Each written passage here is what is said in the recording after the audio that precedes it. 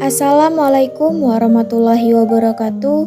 Hai semuanya, pada kesempatan kali ini saya akan menjelaskan tentang investigasi, implementasi, dan fikih muamalah tentang syirka kerja atau biasanya disebut juga dengan syirka abdan dalam kehidupan sehari-hari di Belitung Timur.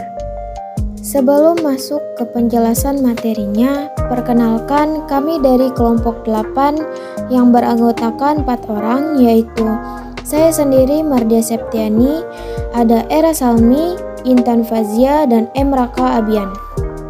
Oke, pada video kali ini ada 5 materi yang akan saya sampaikan. Yang pertama itu ada definisi syirka kerja, yang kedua dasar hukum syirka kerja, yang ketiga rukun syirka kerja, yang keempat karakteristik syirka kerja, dan yang terakhir itu ada kesimpulan.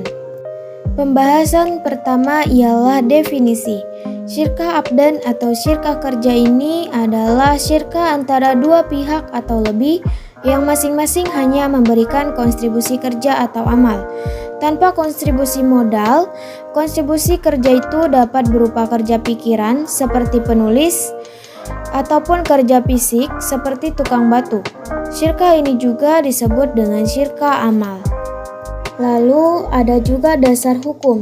Syirka memiliki kedudukan yang sangat kuat dalam Islam sebab keberadaannya diperkuat oleh Al-Quran, hadis, dan ijma ulama. Dalam Al-Quran terdapat ayat-ayat yang mengisyaratkan pentingnya syirkah, diantaranya terdapat dalam Al-Quran surat An-Nisa ayat 12 dan surat Sad. Adapun rukun syirkah kerja yang terbagi menjadi 3 macam, diantaranya yang pertama keberadaan 2 orang atau lebih yang berakad, yang kedua jenis usaha dan pembagian kerja, dan yang terakhir itu ada kesepakatan pembagian keuntungan dan kerugian dari hasil kerjasama tersebut. Selain dari materi-materi sebelumnya, ada juga karakteristik dari syirkah kerja. Dalam hukum Islam dikenal kegiatan syirkah yang dilakukan 2 orang atau lebih. Syirkah ialah kerjasama antara 2 orang atau lebih dalam hal permodalan, keterampilan atau kepercayaan dalam usaha tertentu dengan pembagian keuntungan. Definisi tersebut tercantum dalam buku kompilasi hukum ekonomi syariah. Oke, dari sekian banyak penjelasan tersebut, yang terakhir akan membahas tentang kesimpulan akhirnya, ialah bahwa syirka abdan adalah perserikatan antara 2 orang atau lebih untuk melakukan suatu jenis usaha dengan niat keuntungan dibagi secara bersama-sama. Perserikatan ini tidak membutuhkan modal. Kalangan fuqaha Syafi'i melarang jenis syirka ini karena besarnya faktor kerugian yang bisa muncul di belakang hari akibat tidak bisa ditetapkan nisbah rasio pertanggungjawaban risiko keuntungan atau kerugian sebuah usaha. Baiklah, hanya itulah video tentang penjelasan syirkah kerja yang telah kami ketahui. Namun sebelum itu, mari kita saksikan video tentang investigasi fikih muamalan syirkah kerja dalam kehidupan sehari-hari di Belitung Timur yang terjadi pada penjual gorengan yang ada di salah satu Belitung Timur. Assalamualaikum warahmatullahi wabarakatuh.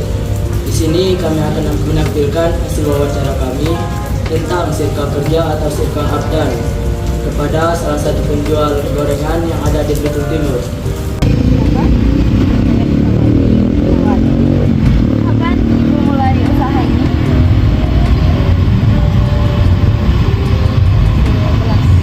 2009 tahun ini atau kemarin? Kira-kira sudah berapa lama? 4 bulanan. Apakah barang atau bahan yang ibu dapat ini buatan sendiri atau campur tangan orang lain?